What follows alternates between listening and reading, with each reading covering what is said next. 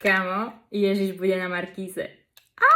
Ja sa strašne teším, pretože vždy, keď jednoducho mám možnosť hovoriť o ňom, hoci kde, ja sa teším. Aj na ulici jednému človeku, ale keď mi niekde napíšu z nejakého časopisu alebo z médií takýchto, tak som taká, že paráda. Ale chcem vám povedať jednu takú vec, že ja nikdy som toto nerobila pre nejakú slavu, ani pre peniaze. Tí, za čo ma poznáte, viete, že ja zo svojich sietí nezarábam.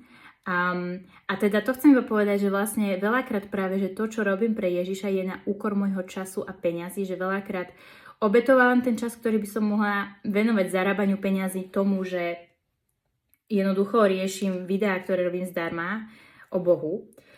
No, alebo odpovedám vám na správy, čo sa samozrejme teším a rada to robím, len chápte, že mám svoje aj ako človek potreby. A teda najväčšia sranda na tom je, že čím viac vlastne hľadám Božie kráľovstvo, že fakt slúžim Bohu, tak v tom procese Boh sa o mňa stará. Presne tak, ako hovorí Biblia. A fakt to vidím, že ja